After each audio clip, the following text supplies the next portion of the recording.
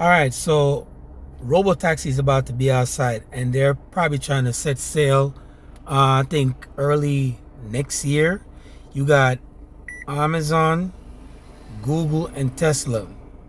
Those are the three biggest competitors that's about to be outside early next year. Now, they have some Robo-Taxi working in certain areas of these states like Tennessee, California, and there's another major city that is. They'll later on explain that in the video. However, there's still some things that they need to iron out because they're not reporting the fatalities that these cars comes with, and that they still need people to actually still drive the vehicle to a certain extent. Now, if you feel safe going in one of these things, hey, that's on you. But there's a lot of things that they're not reporting, and a lot of fatalities, and a lot of lawsuits that they're not reporting. Me as a taxi driver, I would never go in a goddamn car where nobody is driving that shit, because there's a lot of things that the vehicle cannot figure out, like how does the vehicle charge itself when it needs to be charged, and if there's some construction and stuff like that going on, how does it figure out its way around that? Somebody got to manually go in and basically route the vehicle around that, which they later on discuss in the video. As you can see, they're trying to use all these technology shit to phase us people out and get rid of people that's doing labor work, such as myself as a cab driver. If you feel safe with this, hey, go for it. But me, I would never go in a car, and even if I wasn't a taxi driver, I would never go sit in a car where nobody's not driving that shit. They said allegedly it cuts down the fatalities from a human driver. It's more allegedly safer. But what do you guys feel? Do you think it's safer? Would you sit in a car where no human being is around the wheel navigating it and you're just in the car? They're trying to basically cut out human to human contact, because that's what I'm seeing they're going, the direction that they're heading for. But even so, the vehicle got to still be licensed to somebody. I remember when people used to look down on cab business. Now it's a way. It got to be some money in it, because they're making hundreds of thousands of millions of dollars. And Uber, Lyft, all these other companies are about to jump on the wave to make bread off of this taxi stuff. But tell me what y'all think. It's just such a mind-blowing thing. The launch of Tesla's Robo-Taxi marks one of the most consequential in the company's history. CEO Elon Musk has hailed vehicle autonomy as Tesla's future, saying the technology would boost the company's value at least tenfold. But Google's Waymo's in the driver's seat, already operating autonomous taxi services in major cities. There's no steering wheel. Nope, none of the car stuff. Now Amazon's looking to make its mark with a new kind of driverless vehicle. But skeptics question the economics and safety of self-driving taxis. Here's a look at the future of robo-taxis. The good part. I really would consider autonomous driving to be basically a solved problem. Musk has been promising robo-taxis for nearly a decade now. I feel very confident predicting autonomous robo-taxis for Tesla next year. It's a vision he's described as part Uber, part Airbnb.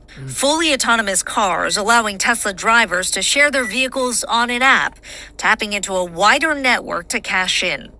The problem is the technology at the center of those ambitions hasn't materialized.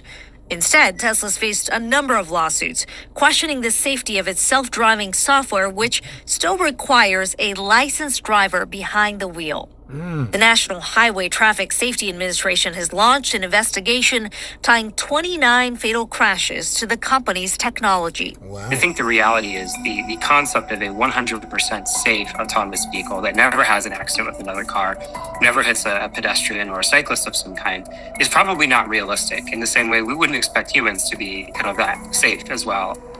Google's Waymo has proven it can operate safely so far.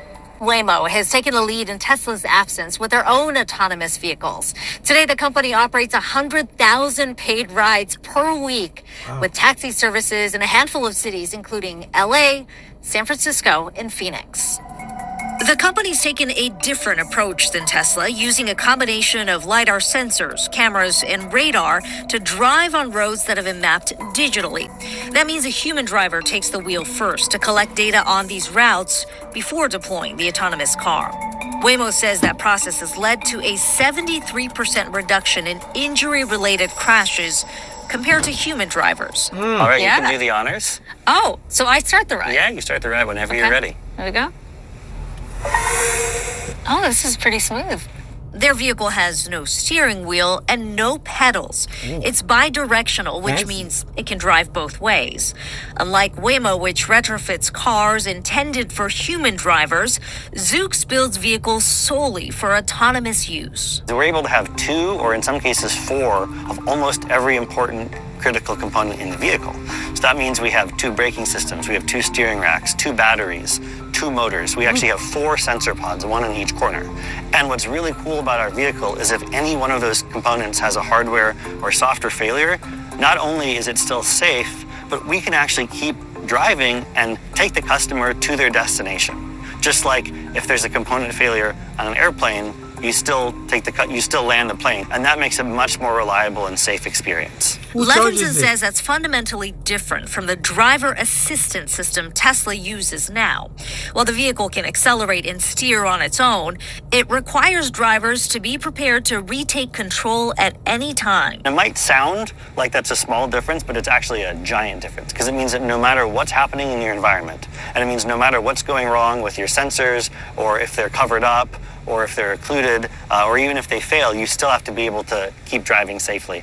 And, Teslas and passenger cars today, they're just not designed that way. And so it's really a very different hardware and software product Shade. entirely. But fully autonomous doesn't mean fail-proof.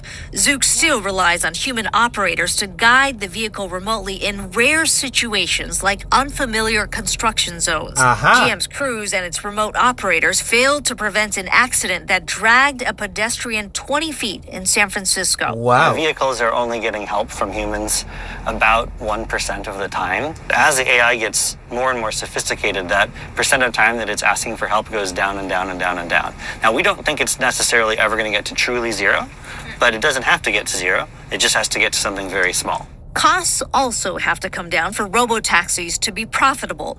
Chris Robinson with Lux Research says autonomous taxi rides today cost roughly half that of traditional ride shares when measured per mile. But it still costs 2 to 3 times more than car ownership. It's less so thinking about vehicle costs and more so thinking about all of the the insurance costs to insure the vehicle, cleaning, maintenance of the vehicle. Those are the sorts of things that I think are the biggest question marks and the biggest opportunities for reducing costs in the future. Tesla bull ARK Invest expects robo-taxis to account for nearly 90% of the company's value and earnings by the end of this decade. But JP Morgan argues material revenue generation isn't expected for years.